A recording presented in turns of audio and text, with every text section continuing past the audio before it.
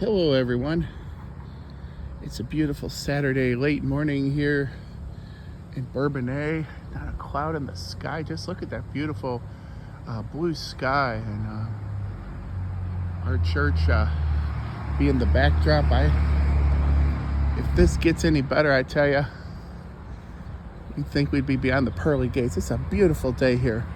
I almost don't want to go inside and do some of the work that I need to do to be prepared for this weekend, the solemnity of Corpus Christi, and also to the beginning of an international Eucharistic revival.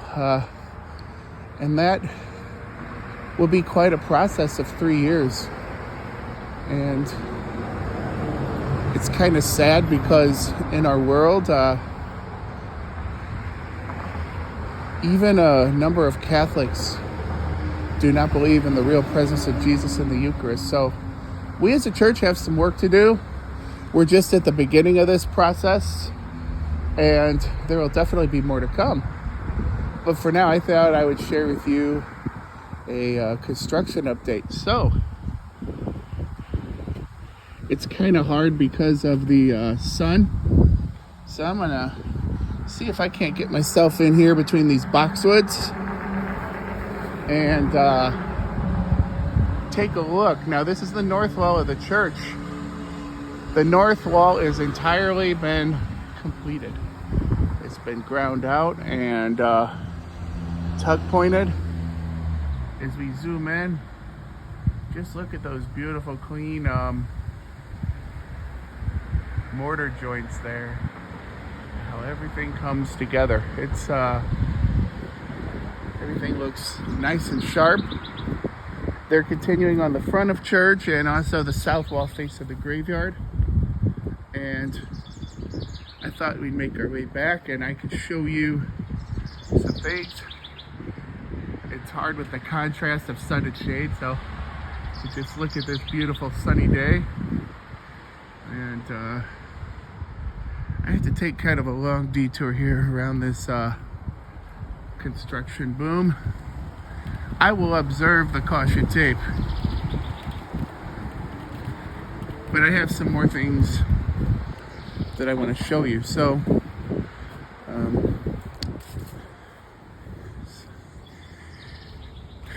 again,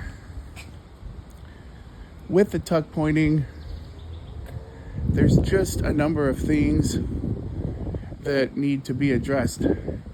I wanted to also show you this. It's hard to see again in the sunlight, but to the right, you might be able to see that that's all complete, but towards the middle, that has yet to be done. It's kind of difficult to see in contrast, but when you come to church this weekend to attend Mass on Sunday, and I know we'll see ya, you'll be able to see for yourself the difference. So come and see it. It's a beautiful word construction. They're wonderful. They're doing great work. This door right here, leading into Viator Hall, this door will need to be replaced. And so one of the things I wanted to show you is this lock. Now, this lock itself seems pretty boring, and well, it's no longer satisfies code. Now, in all fairness, when I first arrived here, that door only had a lock that you needed a key to unlock it from the inside as well. So we can only imagine how unsafe that is. And at some point in time, early in my time here, they changed that out. But now we must change that door as well as the door that faces the graveyard and put in panic bars. So a panic bar basically is just a metal strip that goes across the door. You push in the button and it opens the door up. You've seen them before, but we need that now. And we find that it's opportune to replace these doors. And as you look at the door back here, if you haven't been back here in a little while, this door has definitely seen its better days. And so these doors will be replaced, and panic bars will be installed as well. We want to try to keep the frame of the door, because if we have to get in there too much, it could be labor intensive, of course costly. And we hope to address this shed as well. And there's a number of little things like, let's take a look. Why not? So, back here, this is the air conditioning to the back. And that section back there's been done, tuck pointed. But this little opening here, we think that used to be a coal chute. And it's just a piece of rotting plywood with conduits going in there. And we will seal that off so that we don't have any surprises. There's actually a basement that goes down. It goes down beneath St. Viator Hall. Again, St. Viator Hall is the room that is behind the sanctuary to the church. Well, there's a basement that goes under St. Viator Hall and this extended part of the sacristy, and a lot of storage down there. Maybe someday we could go for a walk down there, but it's not too exciting. It's storage and hot water tanks and a furnace, etc. Anyway, sometimes little critters could get in there, and so we need to seal off that coal chute. Let's come for a little walk to the grotto now. For all intents and purposes, this grotto is closed for the time being. We don't have it blocked off because it's not unsafe yet, but it will be as construction crews come in here. So we have this courtyard leading up to the grotto, and in the early 2000s, there were a number of bricks that were placed here in memorial of many of our parishioners. And so we do intend to power wash that and use a proper cleaning product so that we're not destroying the brick in here, but we want this to shine again. Then the grotto itself, at this time, as you can see, so much is missing. Mother Mary and Saint Bernadette are in a safe place, and we will be touching up with Saint Bernadette. The statue was restored 3 years ago. We will now be restoring the statue of Mary. It was also set to be restored 3 years ago. There was something, so to speak, that caught people's eye. There was something about Mary. So because of that, we delayed restoring the statue, but the way that paint is peeling off the statue at this time, it needs to be restored, and it will be in the same way that the Bernadette statue was. And so that's exciting because this grotto will be tuck pointed so that we make sure that it will also stand next to the church proudly. This was built in the early 1900s, and so we want to make sure that these two treasures are taken care of and will be there to serve the faithful of Bourbonnais and beyond for many years to come. So again, tuck pointing will commence in here soon. Also, the stones that were in here, there was a little fountain here where the sand is, and then there was a number of stones. And taking out the stones, discovered there were some critters that had built some nests in there. So we'll get the grotto squared away. Also, too, the steeple, a beautiful steeple. And again, doesn't it look beautiful today with this beautiful blue sky. I mean, this is just amazing. But as you zoom in, you look at those decorative arches there. They need to be painted. The siding and the housing of the steeple, again, you can, if you look at it closely, you can see some fading. It needs to be painted. And some work needs to be done up there. We need to put a light up there in the steeple. I've seen it flickering a lot at night, and that's an easy fix. We just got to get somebody up there to do it. And I think with the painting or with work that's been done up there, that will get done. So anyway, we need to work on that. Also too, we hope to the crucifix, paint's chipping on there, and then these fences that they basically cover the air conditioning units. As I get closer,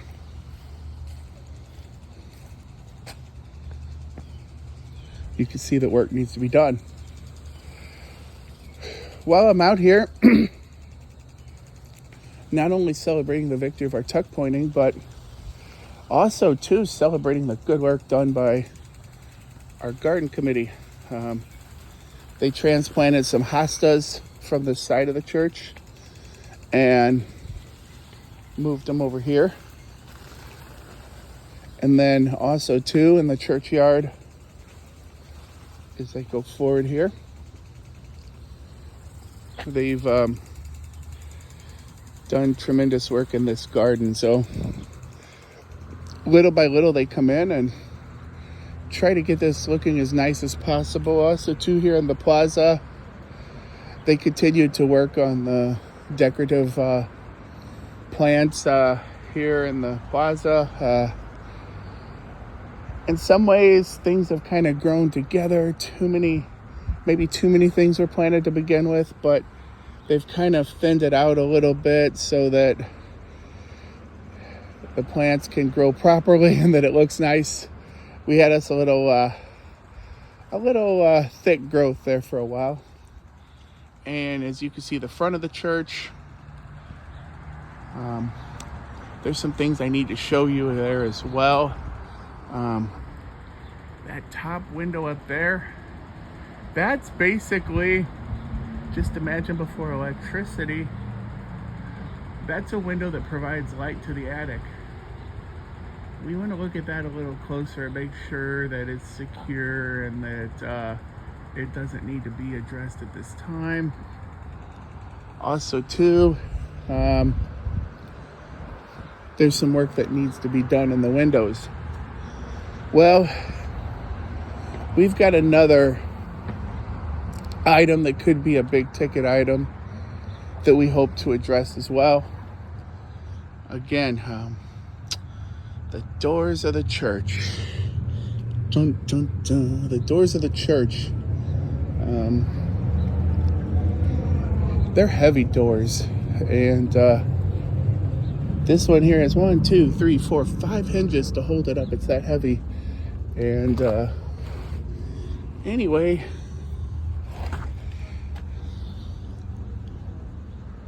we are going to get some restoration work done on these doors. It's opportune to do it.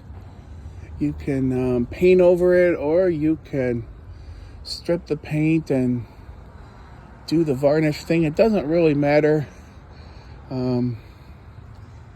These doors, you can kind of see in here, they need some work. And so we're taking the opportunity to do that at this time. And it's not going to be cheap, but we feel that the doors are what welcome people inside this church. So it's important to keep them in good working order. We'll also do some light touching up of the benches as well. So that's a number of things that are on our docket. Not everything. There's other items as well that we hope to accomplish at this time. So I wanted to give you an update, let you know what's going on, and to let you know that we're doing the best we can to take care of Maternity BVM, take care of our buildings and grounds, because in order to focus on mission, we need to have the home to do it. We need to have a place that is welcoming, that is safe and hospitable. And so also too, we want it to be our home for some time to come. Please understand that if we defer these projects, it only makes the projects more difficult down the road, more expensive. I think we already know that if we don't tuck point, there'll just be more cracking in the church, and all that beautiful interior painting will be put in jeopardy. The doors we just need to do to be safe going in and out. Safety is paramount, and if the doors aren't the best they can be, that compromises our safety. And also too, back when we celebrated 150, this steeple, this is an iconic steeple. I certainly haven't seen a whole too many like it, if ever. Well, in order for it to stand proudly, we have to do the work that's needed. In the coming months, we will appeal to the people of our parish and of our community, and to our friends of Maternity BVM to support us in these endeavors. I tell you, I want to thank so many people behind the scenes. I want to thank our coordinator of maintenance, Paul Hogan, for his intimate knowledge of our buildings. Our members of our parish staff, especially on the administrative side, Cassandra in the business office for the amazing work that she has done, and Julie Warby as our director of advancement as well, and all the creative ideas, and our buildings and grounds committee, and on that committee around the table, Steve Husak, Dale Pigosh, Rich Gerard, Marty Warby, Perry Deno, and also to Art Mantone and the many people who work in the garden committee. I wish I could get all their names out there too, but we appreciate your hard work. But I guess what I would want to say about the Buildings and Grounds Committee is we are finding a systematic way to do maintenance, to track needs, to track how the needs are being met, and figuring out what things cost and when we can expect to get certain projects done.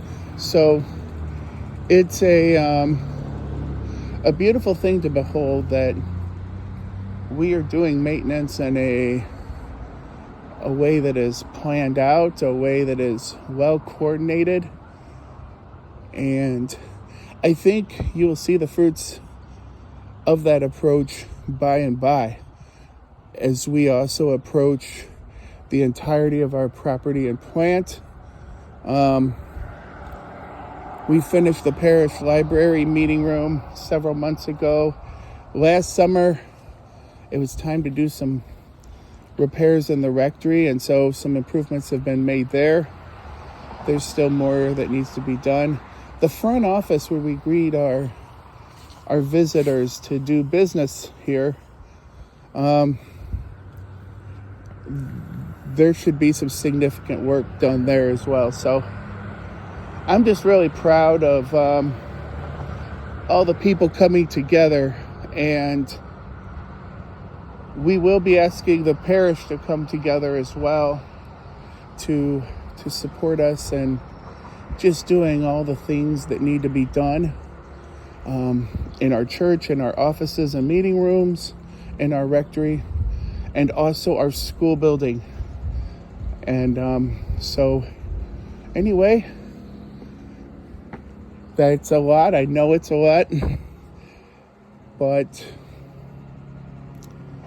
a lot is being done, a lot of positive developments. So wish you a blessed feast of Corpus Christi, and I don't know of any better way to celebrate the feast of the body and blood of Christ other than to present ourselves before the altar and to receive the Lord in our lives.